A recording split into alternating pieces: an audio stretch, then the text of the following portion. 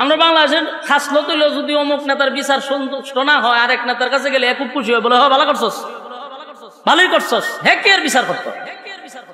তখন ঠিক আমাদের চরিত্রটা হলো এক চেয়ারম্যানের কাছে বিচার যদি মন মতো না হয় আর এক চেয়ারম্যানের কাছে গেলে ওই চেয়ারম্যানে ঠিকই করছস, হে কে এর বিচার করিন না। কিন্তু হযরত উমর বলে ইহুদি যে বক্তব্য দিছে এই বক্তব্য কি সঠিক? বলে জি সঠিক। কথা তোমরা দুইজন দাঁড়াও, আমি একটু আসতেছি। খলিফাতুল মুসলিমিন হযরত উমর ঘরের ভিতরে গিয়া কুলা একটা তলোয়ার হাতে নিছে, কুলা তলোয়ারটা হাতে নিয়া উনি দুইজনের সামনে দাঁড়াইছে। দাঁড়ায়া বলল, মুহাম্মদুর রাসূলুল্লাহ সাল্লাল্লাহু আলাইহি সাল্লামের বিচার করার পরে যাদের মন মতো হয় না, আমি উমরের কাছে আসছে দ্বিতীয়বার বিচারের ফয়সালা করার জন্য। তো রাসূলের বিচার করার পরে আমি উমরের ফয়সালা হলো তার গর্দান আর জাগাত থাকার কথা না, এক ছেদ মাইরা মাথার থেকে বডি আলাদা করে দিছে, তার কল্যাণিয়া তিনার দূরে ফেলাইছে। এটা হলো উমরের বিচার।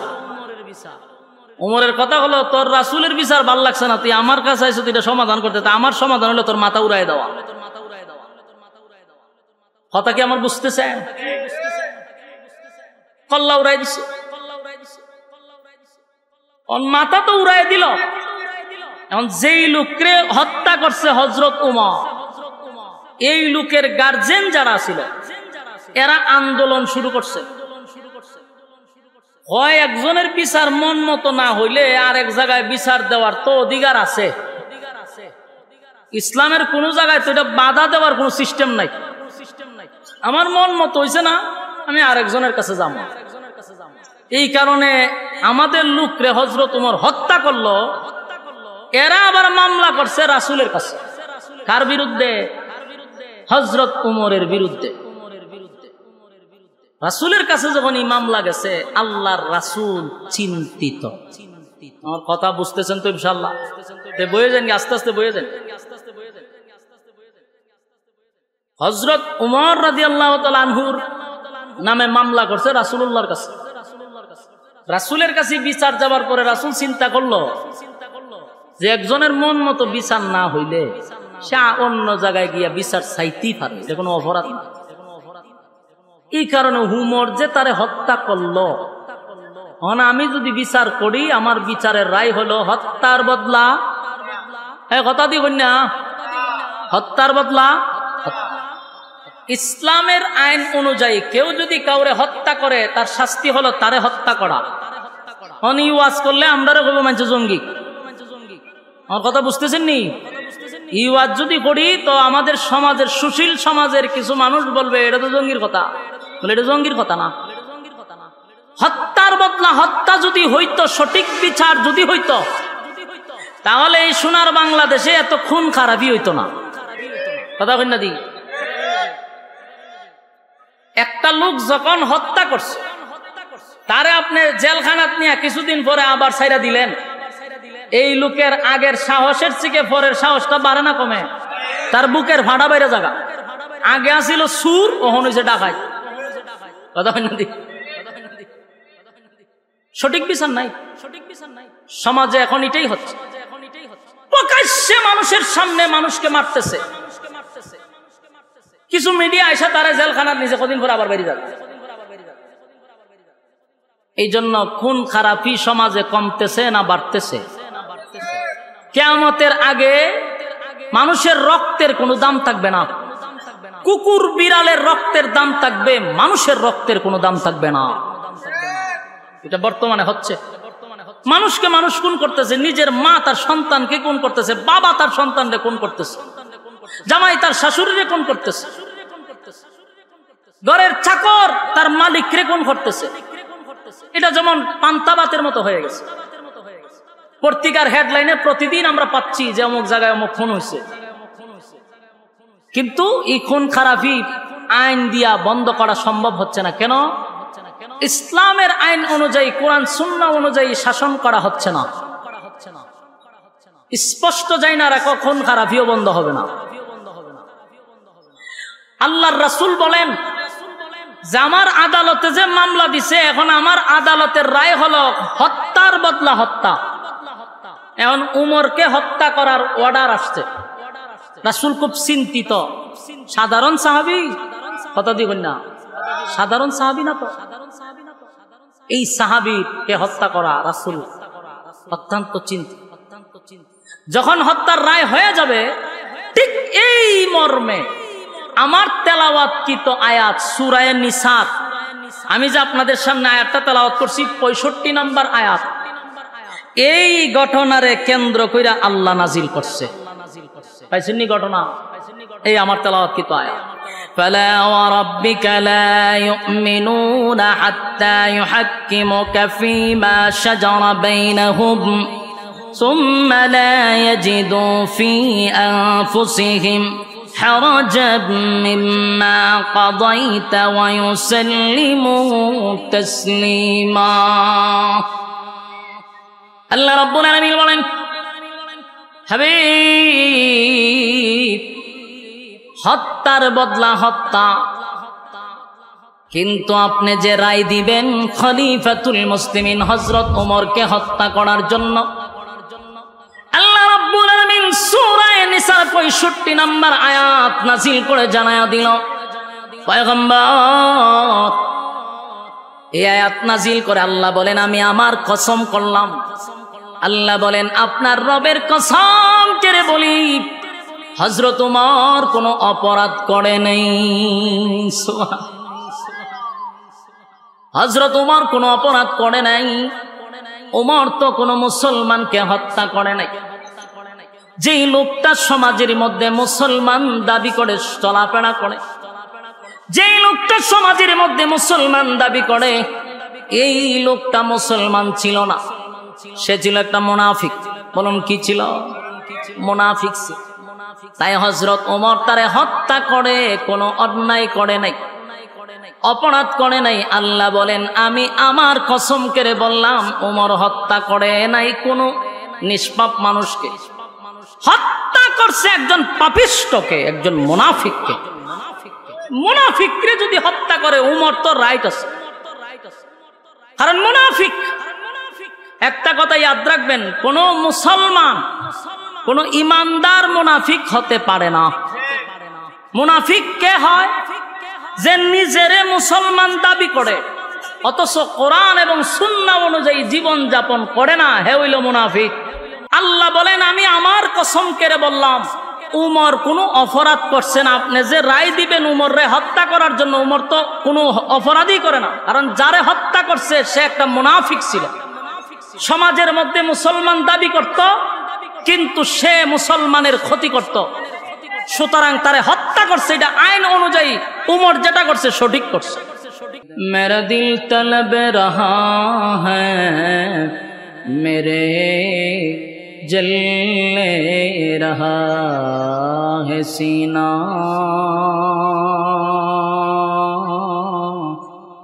এ দওয়া ওহি মিলেঙ্গি, মুঝে লে চলো মদীনা, বদগল উলা বিকমালিহি, কশফত তুজা বিজমালিহি, হসনত জমিআ খিসালিহি, সাল্লু আলাইহি। জামিয়া ইসলামিয়া দারুল কোরআন মাদ্রাসা এর উপলক্ষে আজকের আয়োজিত ওয়াজ মাহফিলের সম্মানিত সভাপতি আমার উস্তাদ মুহতারাম হযরত মাওলানা মুফতি আশরাফুল আলম উবাইদি সাহেব দামাত বরকাতুহুম আছেন আমাদের এখানে আজকের অতিথি হিসাবে। কুমিল্লা জেলার কৃতি সন্তান, আন্তর্জাতিক কারি হযরত মাওলানা হাফেজ আবু হানিফ সাহেব দামাত বরকাতুহুম সহ মুআজ্জিজ মুকাররম হযরত উলামায়ে কেরাম, উপস্থিত তরুণ যুবক বায়ড়া মুরব্বিয়ান আযম, আওয়াজ যতটুকু দূরে যায় অবস্থানরত পর্দানিশী মা ও বোনেরা, সকলকে আমার অন্তরস্থল থেকে জ্ঞাপন করছি মোবারক। সবটুকুন শুকরিয়া আল্লাহ সুবহান, মহিয়ান, গড়িয়ান, সর্বশক্তিমান আল্লাহ পাকের জন্য, যিনি প্রচন্ড গরমের মধ্যেও হাজারো মানুষের মাঝখান থেকে যাচাই এবং বাছাই করে নির্বাচিত করে কিছু সংখ্যক মানুষকে দ্বীনের জন্য আল্লাহ কবুল করেছেন, ওই সমস্ত মানুষকে আসার এবং বসার সুযোগটুকু রব্বে কারীম করে দিয়েছেন। শুকরিয়া আদায় করছি আলহামদুলিল্লাহ। লক্ষ কোটি দুরুদ এবং সালাম আল্লাহর সৃষ্টির প্রধান আকর্ষণ জনাবে মুহাম্মদুর রাসূলুল্লাহ সাল্লাল্লাহু আলাইহি ওয়াসাল্লামের উপর। সম্মানিত সুধী, আপনারা এখনো যারা রাস্তাঘাটে এরিয়ার বাহিরে যারা দাঁড়ায় আছেন, বিনয়ের সাথে বলবো এই ছোট্ট জায়গাটার ভিতরে আপনারা বসে যান। আপনাদের জন্য ফ্যানের ব্যবস্থা করা হয়েছে। রাস্তায় দাঁড়িয়ে না থেকে আপনারা যদি প্যান্ডেলটার ভিতরে বসেন, আমারও কথা বলার আগ্রহ উৎসাহ বাড়বে। যেই পরিমাণ মানুষ চাইটে পাইটে দাঁড়িয়ে আছেন, আপনারা যদি প্যান্ডেলের ভিতরে বসেন তো আল্লাহর রাসূল বলেন নাযালাত আলাইহিমুস সাকিনা, যতক্ষণ দ্বীনি মজলিসের ভিতরে বসা থাকবে ততক্ষণ উপর থেকে সাকিনা রহমত নাজিল হবে। তো প্যান্ডেলের বাহিরে যারা আছেন, বিনয়ের সাথে বলি প্যান্ডেলের ভিতরে আসুন। অল্প সময় আপনাদের সামনে কথা বলবো। প্রচন্ড গরম, আপনাদের জন্য ফ্যানেরও ব্যবস্থা আছে, ভিতরে বসে যান। যতক্ষণ বসা থাকবেন গুনাহ না হওয়াটাই সম্ভব, কিন্তু ওইটার বাহিরে গেলে গুনাহ হওয়াটা সম্ভব। গুনাহমুক্ত পরিবেশে আল্লাহ আমাদেরকে বসার সুযোগ করে দিয়েছেন, এটা বহুত বড় এক নিয়ামত। এই জন্য নিয়ামতের কদর করা দরকার। আল্লাহ যাদেরকে ভালোবাসে, আল্লাহ যাদেরকে ভালোবাসে, মহব্বত করে, ওই সমস্ত বান্দারা দ্বীনের কাজ করতে পারে। তো যাদেরকে আল্লাহ ভালোবাসে তাদেরকে এখানে বসার সুযোগ করে দিয়েছে, যেন এটা নিয়ামত, নিয়ামতের শুকরিয়া আদায় করা দরকার। আপনারা এলোমেলো না থেকে যদি বসে যান তাহলে আমার কথাগুলো এলোমেলো হবে না, গুছালো হবে। আর এইভাবে বসলে মনের ভিতরে শান্তি নেই, আমার নিজেরই কথা বলতে এলোমেলো লাগতেছে। আর আমি একটা জিনিস বুঝতে পাই না, যে আল্লাহ জানে কোন কারণ। আপনাদের দোয়া এবং বরকতে বাংলাদেশের 64 জেলা তো আমি গেছি, কোন জেলা তো মনে আমার বাদ নাই, সব জেলা আমি ঘুরছি, দেশের বাহিরেও প্রোগ্রাম করছি, দেবিদ্বার অন্যান্য সাইডেও আসি আমি। কিন্তু এই জায়গাটা তাইলে এই অবস্থাটা কেড়ে আমি এটা হিসাব মিলাতে পারি। এর একটা কারণ আমি বাইর করছি, যে আমি তো এখানে 5 বছর থেকে গেছি। তো অনেকে ভাবতে পারে আর ওই তো আমাদের এলাকারই, এখানে তো থেকে গেছে মসজিদে, তার আবার ওয়াজ লাগবে না, এটাও ভাবতে পারে। তবে আমি ছোট মানুষ, আমি আপনাদের কাছে এখনো ছোট। পাশে আমার উস্তাদ বসা, উস্তাদের সামনে ওয়াজ করা মানে সংশোধন করা। আর এই এলাকার প্রত্যেকটা মানুষকে আমি চিনি, অনেকের ঘরে আমি খাবারও খাইছি। সুতরাং আপনারা আমার কাছে পরিচিত, আমি আপনাদের কাছে পরিচিত। তবে আমি যতক্ষণ কথা বলবো এটা নিশ্চিত যে আমি কোরআনের বাহিরে একটা কথাও বলবো না। যেহেতু কোরআন থেকেই কথা বলবো, উচিত আপনারা বৈশাখ কথাগুলি শ্রবণ করা। কারণ আমি হবিগঞ্জ থেকে আসছি লম্বা জার্নি করে আপনাদের এলাকায়। আজকে আমি মেহমান, মেহমানকে ইজ্জত করা রাসূলের সুন্নাত। আমি ওয়াজ করতেছি, আপনারা দাঁড়ায় ওখানে রাস্তার দোষে দিয়েছেন, এটা আমার কাছে লজ্জা লাগতেছে। এই জন্য আল্লাহর দিকে তাকাইয়া প্যান্ডেলের ভিতরে বসেন, যেন আমি 2-4টা কথা বলতে পারি। এই পরিস্থিতিতে কথা ভিতর দিয়ে কেমনাই তো করে। এরপরে আবার কিরামান কাতিবিন আইছে, মনে হয় অন্তত কয়েক হয়ে যায়।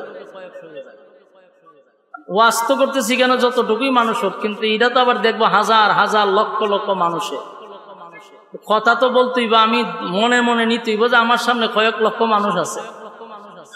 এই ওয়াজটা তো এখানে থাকবে না, আগামীকালকে এটা সোশ্যাল মিডিয়াতে চলে যাবে। তা আমার কথা বলার জন্য উৎসাহ আগ্রহ তৈরি হয়, এমন একটা ব্যবস্থা করে দিলে আপনারাও সওয়াবের ভাগীদার হবেন ইনশাআল্লাহ। সম্মানিত সুধী, আমি আপনাদের সামনে 2 জায়গা থেকে 2টা আয়াতে কারিমা তেলাওয়াত করছি।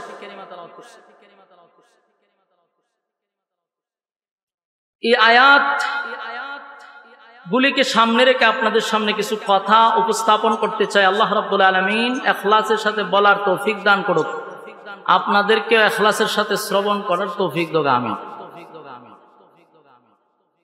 আমি যে আয়াতটা তেলাওয়াত করছি সূরা নিসা থেকে, এই আয়াতটা নাজিল হইছে একটা ঘটনারে কেন্দ্র কইরা।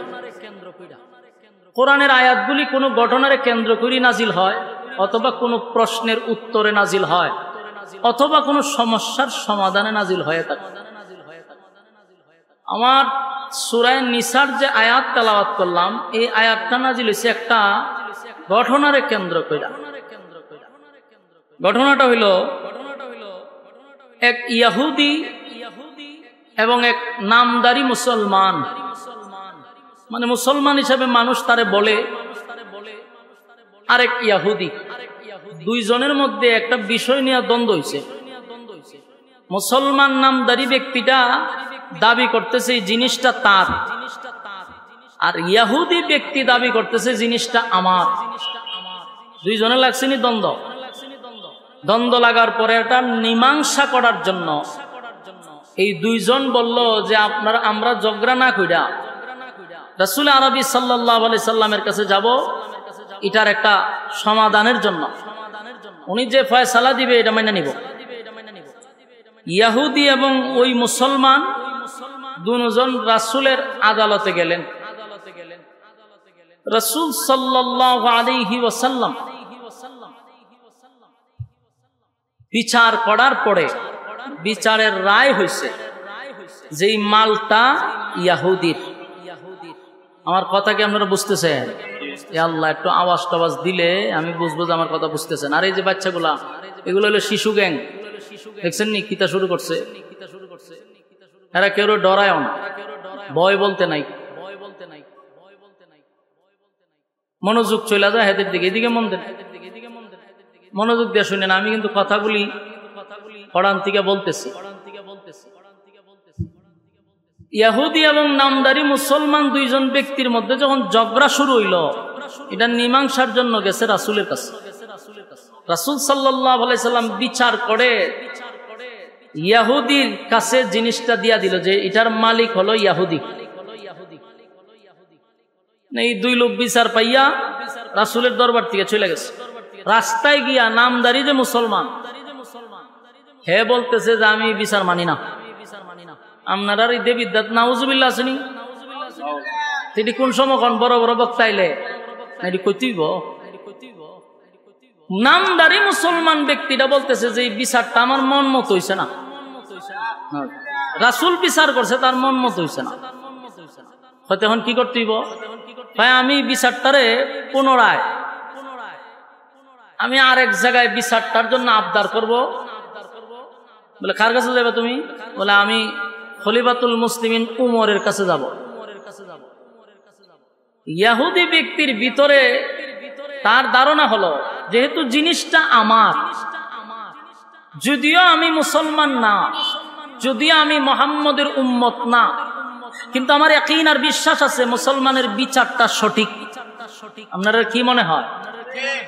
যদি প্রকৃতপক্ষে মুসলমান হয় এবং কোরআন অনুযায়ী যদি শাসন করা হয়, কোরআন সুন্নাহ অনুযায়ী যদি বিচার করা হয়, বিচারটা সঠিক হবে না বেঠিক হবে? বর্তমানে যত বিচার হয় এটা কোরআন সুন্নাহ দিয়ে হয়নি, কথা হয় না দি। এই জন্য বাংলাদেশে সঠিক কোন বিচার আসেনি, সঠিক বিচার কোথাও পাবেন না। এখন টাকা দিলে বিচার আপনার দিকে নিয়ে আসা সম্ভব, টাকা থাকলে বিচার আমার পক্ষে আসা সম্ভব। এখন বিচার বিক্রি হয় টাকার কাছে, যার জন্য সমাজের মানুষ সঠিক বিচার পায় না।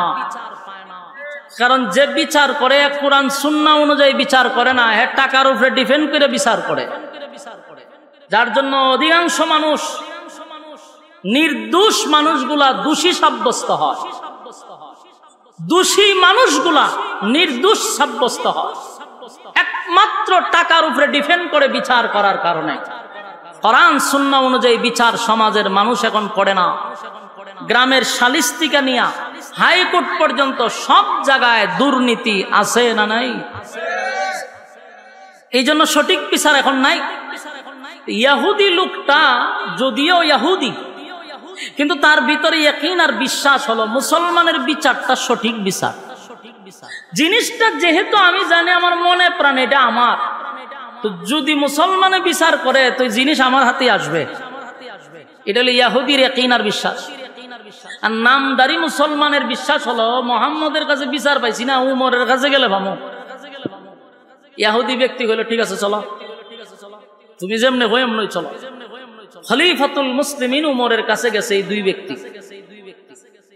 যাওয়ার পরে ইহুদি ব্যক্তির কাছে বললো যে আমরা একটা বিচার নিয়ে আপনার কাছে আসছি। উমরের কাছে বলল, কথা বলার পরে ইহুদি লোকটা বললো যে হুজুর আমার কিছু কথা আছে। কথা রইল আপনার কাছে আসার আগে আমরা এই বিচারটা লই আপনার নবী মুহাম্মদুর রাসূলুল্লাহর কাছে গেছিলাম, উনি বিচারের রায় দিছে মালটা আমার। কিন্তু এই ব্যক্তি বলতেছে মুহাম্মদুর রাসূলুল্লাহ সাল্লাল্লাহু আলাইহি সাল্লামের বিচারটা তার মন মত হইছে না। আপনার কাছে আইছেন বিচার আপনি কইরা দেন। খলিফাতুল মুসলিমিন হযরত ওমর নামদারি মুসলমানদের জিজ্ঞাসা করলো, কিরে কথা কি সত্য? বলে জি সত্য। তুমি কি রাসূলুল্লাহর কাছে গেছিলা? বলে হ্যাঁ। রাসূল কি বলছে? রাসূলের বিচারটা আমার মন মত হইছে না। কার কাছে কার ইয়া হয় আর চিন্তা আছে? এটা আমরা বাংলাদেশের কোন নেতার কাছে কইছে? আমরা বাংলাদেশের খাসলো তৈল যদি অমুক নেতার বিচার সন্তুষ্ট না হয় আরেক নেতার কাছে গেলে খুব খুশি হয়, বলে হ ভালো করছস, ভালোই করছস, হে কে এর বিচার করতো। তখন ঠিক আমাদের চরিত্রটা হলো এক চেয়ারম্যানের কাছে বিচার যদি মন মতো না হয় আর এক চেয়ারম্যানের কাছে গেলে ওই চেয়ারম্যানে ঠিকই করছস, হে কে এর বিচার করিন না।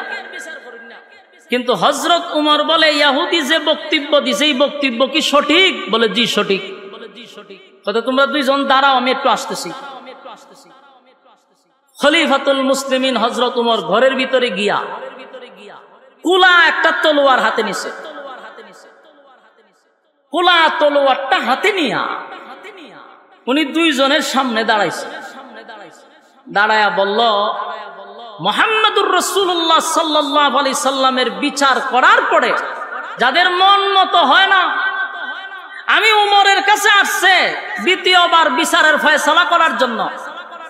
তো রাসূলের বিচার করার পরে আমি উমরের ফয়সালা হলো তার গর্দান আর জাগাত থাকার কথা না, এক ছেদ মাইরা মাথার থেকে বডি আলাদা করে দিছে, তার কল্যাণ আর তিনার দূরে ফেলাইছে।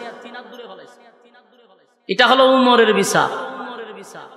উমরের কথা হলো তোর রাসূলের বিচার ভাল লাগছে না, তুই আমার কাছে আইছো তুই এটা সমাধান করতে, তা আমার সমাধান হলো তোর মাথা উড়াই দেওয়া। কথা কি আমার বুঝতেছে? কল্লা উড়াই দিছে,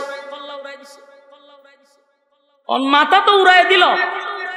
এখন যেই লোককে হত্যা করছে হযরত উমর, এই লোকের গার্জেন যারা ছিল এরা আন্দোলন শুরু করছে। হয় একজনের বিচার মন মতো না হইলে আর এক জায়গায় বিচার দেওয়ার তো অধিকার আছে। ইসলামের কোন জায়গায় তো এটা বাধা দেওয়ার কোন সিস্টেম নাই। আমার মন মতো হইছে না, আমি আরেকজনের কাছে যাব। এই কারণে আমাদের লোকরে হযরত উমর হত্যা করলো, এরা আবার মামলা করছে রাসূলের কাছে। কার বিরুদ্ধে? হযরত উমরের বিরুদ্ধে। রাসূলের কাছে যখন এই মামলা গেছে, আল্লাহর রাসূল চিন্তিত। আমার কথা বুঝতেছেন তো ইনশাআল্লাহ? বয়ে যান, আস্তে আস্তে বয়ে যান।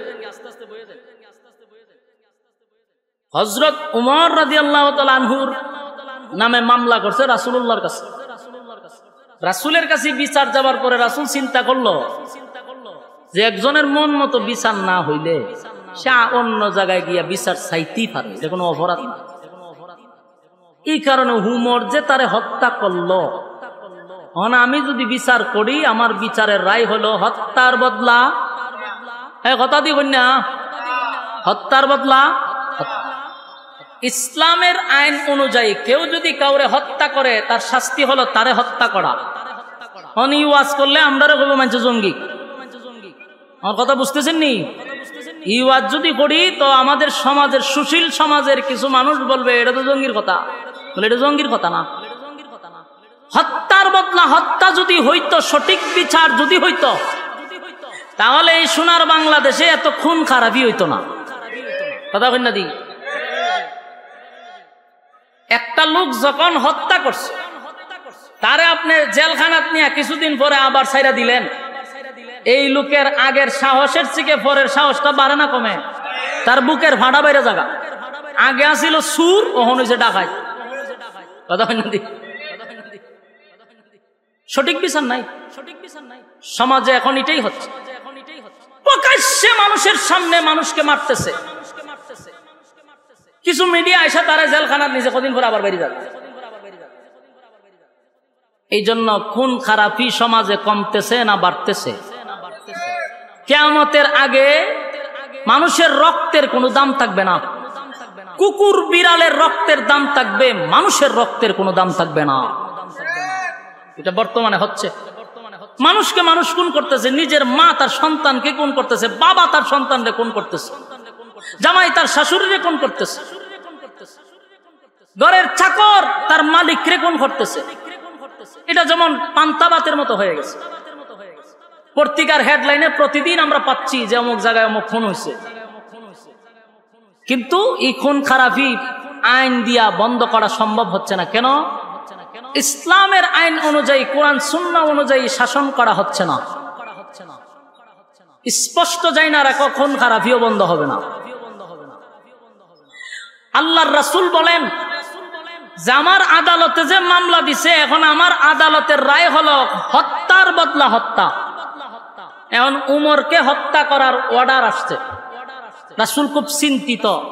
সাধারণ সাহাবী, কথা দিবেন না, সাধারণ সাহাবী না তো।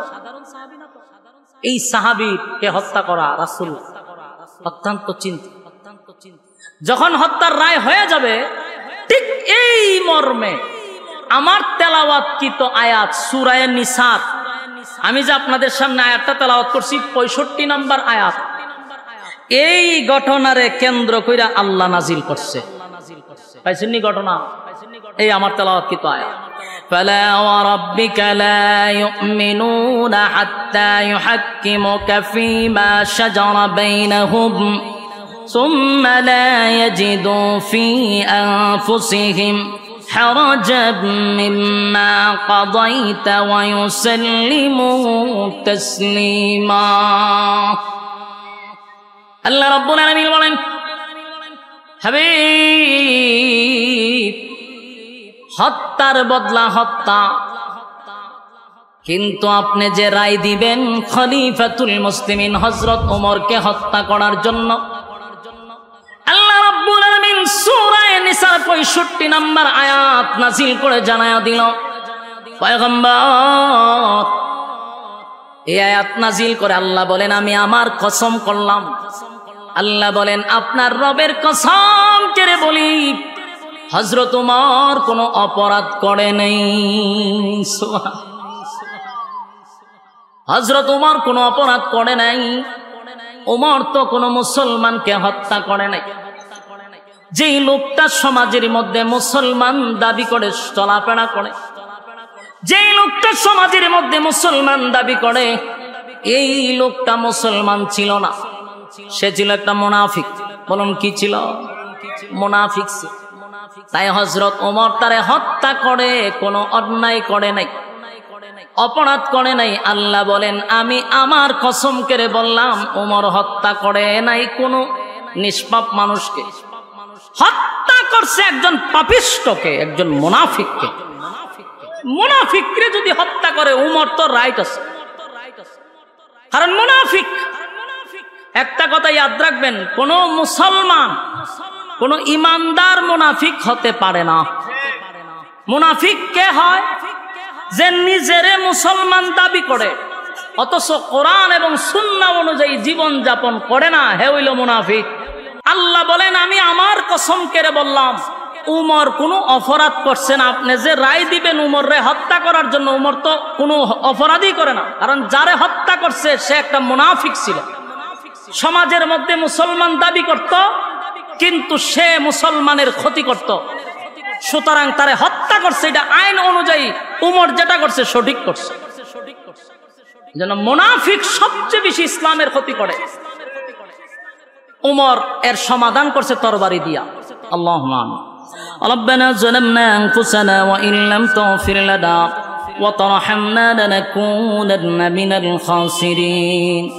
রব্বুল আলামিন, আল্লাহ, প্রচন্ড গরমের মধ্যে আপনার মহব্বতের বান্দারা আরামের ঘুম ছেড়ে নরমাল বিছানার মধ্যে বড় আগ্রহ নিয়ে দিনের কিছু কথা শোনার উদ্দেশ্যে বসছিল। রব্বুল আলামিন আপনার ফয়সালার উপরে আমরা সন্তুষ্ট, তাই আমরা এখানে সংক্ষিপ্ত করলাম, ভুল ত্রুটি আপনি মাফ করে দেন। সওয়াবের হাদিয়া বিশ্ব নবীর রওজা মুবারকে পৌঁছায়া দেন। আমাদের জীবনের সগীরা কবিরা গুনাহগুলি মাফ করে দেন। বাকি জিন্দেগি ইহদিনাস সিরাতাল মুস্তাকিম, সঠিক রাস্তার উপরে চলার তৌফিক দেন। বিশেষ করে এই মাদ্রাসাকে আপনি কবুল করেন। মাদ্রাসার যত জরুরত আছে আপনার গাইবী খাজানার থেকে পুরা করে দেন। আল্লাহ মাদ্রাসার ছাত্র শিক্ষকদেরকে কবুল করেন। এই এলাকার প্রত্যেকটা মানুষকে মাদ্রাসামুখী করে দেন। মাদ্রাসার প্রতি মহব্বত বাড়ায়া দেন। আল্লাহ এই প্রতিষ্ঠানকে কিয়ামত পর্যন্ত কবুল করেন।